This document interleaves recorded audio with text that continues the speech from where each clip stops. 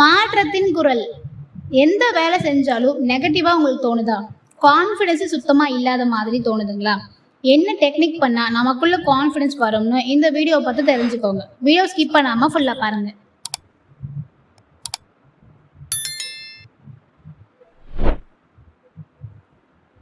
நம்ம ஏன் எப்பவும் எந்த ஒரு விஷயமா இருந்தாலும் நெகட்டிவாவே யோசிக்கிறோம்? ஏன்னா நம்ம பார்க்குற, படிக்கிற, கேள்விப்படுற விஷயம் எல்லாமே நெகட்டிவாக தான் இருக்குது. அதை பற்றி கேள்விப்பட்டதும் நம்ம மனசு அதை அப்படியே நம்பிடுது. டிவி சீரியல், டிவி நியூஸு, இன்னும் இப்போது வரக்கூடிய மூவிஸ் எல்லாமே ரொம்ப நெகட்டிவாக தான் காட்டுறாங்க. ஸோ அதெல்லாம் திரும்ப திரும்ப பார்த்து பார்த்து நெகட்டிவாக இருக்கிறது தான் உண்மை அப்படின்னு நம்ம நம்பிடுறோம். தொடர்ந்து நெகட்டிவாகவே சிந்தனை நம்மளோட மூளைக்குள்ளே போட்டுகிட்டே இருக்கிறனால தான் எந்த ஒரு விஷயமா இருந்தாலும் நெகட்டிவாக எதிர்மறையாக நம்ம நினைக்கிறதுக்கு காரணம். இப்போ உதாரணத்துக்கு நீங்கள் ஒரு பஸ்லையோ இல்லை ட்ரெயின்லையோ ட்ராவல் பண்ணிட்டு இருக்கீங்கன்னு வைங்களேன். அந்த டிரைவர் கொஞ்சம் வேகமாக போகிற மாதிரி உங்களுக்கு தோணிடுச்சுன்னா உடனே நீங்கள் உங்களோட மனசுக்குள்ளே என்ன நினைப்பீங்க? இந்த பஸ்ஸோ ட்ரெயினோ ஆக்சிடென்ட் ஆகிடுமோ, நம்ம இறந்துருவோமோ, டிரைவர் இப்படி வேகமாக போகிறாரே, இப்படி ஆகிடுமோ, அப்படி ஆகிடுமோ, இந்த மாதிரி ஆகுமோ, அந்த மாதிரி ஆகுமோ, இப்படியெல்லாம் உங்களுக்கு ஒரு எண்ணம் வரும். அதுக்கான காரணம் என்னென்னா, ஆக்சிடென்ட் நியூஸாக நிறைய நீங்கள் நியூஸில் பார்த்துருப்பீங்க, இல்லை நியூஸ் பேப்பரில் நிறைய நீங்கள் இந்த மாதிரி ஆக்சிடெண்ட்டாக பார்த்துக்கலாம், இல்லை யூடியூப்பில் சும்மா ஏதாச்சும் ஒரு ஆக்சிடெண்ட்டை பார்த்துட்டு ரிப்பீட்டடாக நீங்கள் என்ன யூடியூப்பில் பார்க்குறீங்களோ அது ரிலேட்டடான வீடியோஸ் தான் யூடியூப் உங்களுக்கு காட்டும். ஸோ ரிப்பீட்டடாக ஆக்சிடெண்ட் வீடியோஸாக நீங்கள் பார்த்துட்டே இருந்தீங்கன்னா உங்களோட ஆள் மனசில் அது நல்லா பதிஞ்சிடும். ஸோ அதனால தான் நீங்கள் பஸ்லேயோ ட்ரெயின்லேயோ போகும்போது கொஞ்சம் வேகமாக போனாலோ இல்லை கொஞ்சம் சடன் பிரேக் போட்டாலோ உங்களுக்கு டக்குன்னு அது ஞாபகம் வருது, நமக்கும் ஆக்சிடெண்ட் ஆகிடுமோ, நம்ம இறந்துருவோமோ, இந்த பஸ் ஆக்சிடெண்ட் ஆகிடுமோ, இந்த மாதிரிலாம் தோன்றதுக்கான காரணம் அது. ஸோ அதுக்கு நாட்டு நடப்பில் நாங்கள் தெரிஞ்சுக்க கூடாதாங்க, நாங்கள் நியூஸே பார்க்கக்கூடாதா, பேப்பர்லாம் படிக்கக்கூடாதா அப்படின்னு கேட்குறீங்களா? ஒரு விஷயத்த நீங்கள் இப்போ ஞாபகம் வச்சுக்கோங்க. உங்களுக்கு தேவையான விஷயம், இந்த விஷயம் உங்களுக்கு ரொம்ப உங்களோட வாழ்க்கைக்கு முக்கியம் அப்படின்ற விஷயம் உங்ககிட்ட தானாகவே வந்து சேர்ந்துடும். நீங்கள் நியூஸ் படித்து தான் அதை தெரிஞ்சுக்கணும்னு எந்த அவசியமும் கிடையாது. நீங்கள் நியூஸ் பேப்பரே படிக்காதவங்களா இருந்தால் கூட உங்களுக்கு அந்த நியூஸில் இருக்கக்கூடிய ஏதோ ஒரு விஷயம் உங்கள் வாழ்க்கைக்கு தேவைப்படுது அப்படின்னா அது ஆட்டோமேட்டிக்காகவே இந்த பிரபஞ்சம் உங்ககிட்ட கொண்டு வந்து சேர்த்துரும். ஸோ தொடர்ந்து இந்த மாதிரி நெகட்டிவாகவே எல்லாம் பார்க்கறதுனால தான் நமக்குள்ளே இருக்கிற கான்ஃபிடென்ஸே ரொம்ப குறைஞ்சிடுது.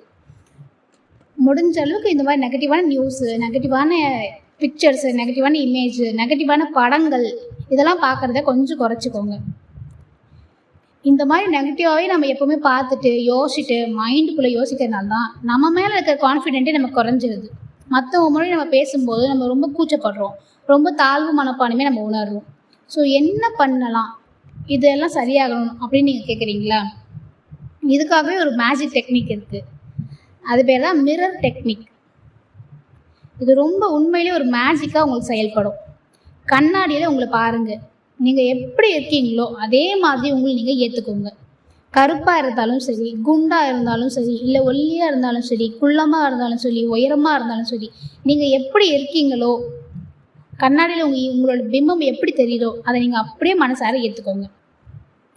உங்ககிட்ட நீங்களே பேசுங்க. யாரும் உங்கள் பக்கம் இல்லைன்னு நீங்கள் நினச்சிங்கன்னா சத்தமாக கூட நீங்கள் பேசலாம். உங்களுக்கு ஏன் கான்ஃபிடென்ஸ் குறையுது, என்ன காரணம் அப்படின்றத நீங்களே உங்ககிட்ட கேட்டு பாருங்கள். உங்களை மோட்டிவேட் பண்ணுற மாதிரி, தட்டி கொடுத்து பேசுகிற மாதிரி அப்படின்ற மாதிரி நீங்கள் பேசி பாருங்கள். வெளியிலேருந்து மற்றவங்க இல்லை மற்றவங்க ஃப்ரெண்ட்ஸு, உங்கள் ஃபேமிலி மெம்பர்ஸ் இந்த மாதிரி தான் உங்களை மோட்டிவேட் பண்ணுவாங்க.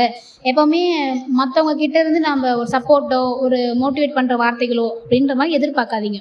உங்ககிட்ட நீங்கள் பேசுங்க. மோட்டிவேட் பண்ணுற பாசிட்டிவான வார்த்தைகளை கண்ணாடியை பார்த்து சத்தமாக நீங்களே சொல்லுங்கள். உங்களை தட்டி கொடுத்து பேசுங்க. ஏன் உங்களோட கான்ஃபிடன்ஸ் குறைஞ்சிச்சு, என்ன காரணம், என்ன பண்ண, என்ன மிஸ்டேக் பண்ணியிருக்கோம், இதை மாற்றணுமா, என்ன செய்யணும் அப்படின்றத உங்ககிட்ட நீங்களே கேட்டு பாருங்கள். உதாரணத்துக்கு, நான் நம்பிக்கையுடன் இருக்கிறேன், என் கனவுகள் நிஜமாகும், என்னை எல்லோரும் பாராட்டுகிறார்கள், நான் வெற்றியாளன், நான் சாதிக்க பிறந்தவள், நான் வலிமையானவன், என் கனவுகள் நிஜமாவதை யாராலும் தடுக்க முடியாது, நான் தைரியசாலி, நான் புத்திசாலி, நான் நினச்சா அது கண்டிப்பாக நடக்கும், நான் ஆரோக்கியமாக இருக்கேன், என்னால் எல்லாமே செய்ய முடியும், என்னால் நிச்சயம் முடியும். இந்த மாதிரி பாசிட்டிவான வார்த்தைகளை கண்ணாடியை பார்த்து தொடர்ந்து நீங்கள் பேசுங்க. டெய்லியும் காலையில் ஒரு முறை, நைட்டு நீங்கள் தூங்க போகிறதுக்கு முன்னாடி ஒரு முறை, இந்த மாதிரி நீங்கள் தொடர்ந்து 21 நாள் செஞ்சு பாருங்கள். வாய் விட்டு சொல்ல உங்களுக்கு மனசில் ஒரு மாதிரி இருக்குது, பக்கத்தில் ஆளுங்கள்லாம் இருக்காங்கன்னு தோணுச்சுன்னா நீங்கள் மனசால் கூட நினச்சி பார்க்கலாம். ஆனால் முடிஞ்ச அளவுக்கு கொஞ்சம் சவுண்டாக உங்களுக்கு கேட்குற மாதிரி சவுண்டில் பேசினா ரொம்ப பெனிஃபிட். அது நல்லதை மட்டும் தான் பேசணுமா, இந்த மாதிரி மோட்டிவேட் பண்ணுறதுக்கு மட்டும் தான் நம்ம இதை யூஸ் பண்ணணும்னா அப்படிலாம் கிடையவே கிடையாதுங்க. நீங்கள் ஏதாச்சும் தப்பு செஞ்சிட்டீங்க அப்படின்னு உங்களுக்கு தோணுச்சுன்னா, மற்றவங்களுக்கு தெரியாது நம்ம செய்கிற தப்பெல்லாம். நமக்குள்ளே இருக்க மனசாட்சி தெரியும் நம்ம என்ன தப்பு செஞ்சுருக்கோன்ட்டு. அதையும் நீங்கள் கண்ணாடி பார்த்து பேசலாம். நீ இந்த மாதிரி செஞ்சுருக்கக்கூடாது, அடுத்த முறை இந்த தப்பை நீ செய்யாத, இந்த மாதிரி சொல்லி உங்களை நீங்களே மன்னிச்சுக்கலாம். உங்ககிட்ட நீங்களே சாரி கேட்கலாம். ஸோ உங்களோட பெஸ்ட்டு ஃப்ரெண்டாக இருக்கிறது நீங்கள் மட்டும்தான். உங்களோட கடைசி வரைக்கும் வரப்போகிறது நீங்கள் மட்டும்தான். உங்களோட கஷ்ட காலத்தில் சப்போர்ட் பண்ணுறதுக்கோ, உங்களுக்கு ஆறுதல் சொல்லவோ, உங்களை மோட்டிவேட் பண்ணுறதுக்கோ வெளியிலேருந்து உங்கள் நண்பர்களோ வேறு யாரோ வருவாங்கட்டு எப்போவுமே அடுத்தவங்களை நம்பிட்டு அடுத்தவங்களை எதிர்பார்த்துட்டு இருக்காதீங்க.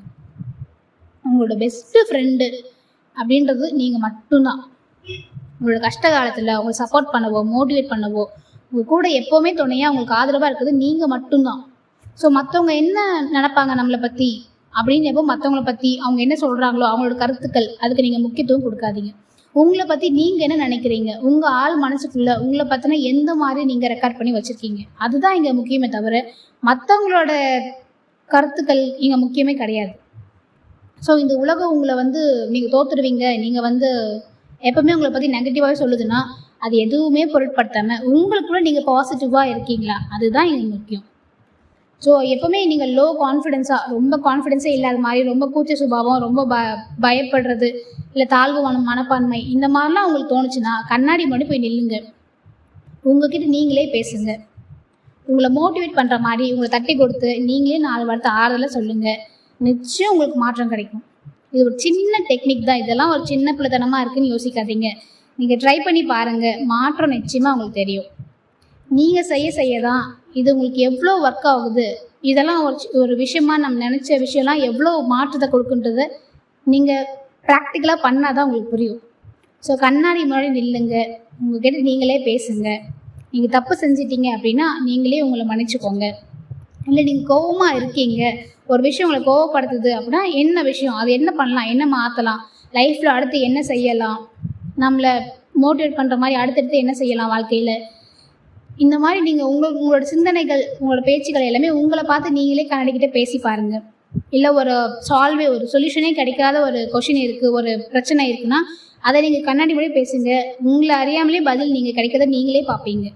ஸோ ட்ரை பண்ணி பாருங்கள். எந்த ஒரு விஷயமா இருந்தாலும் முயற்சி பண்ணாமல் நீங்கள் அதை அசட்டுத்தனமாக அதை விட்டுறாதீங்க. முயற்சி பண்ணி உங்கள் வாழ்க்கையை இம்ப்ளிமெண்ட் பண்ணி பாருங்கள்.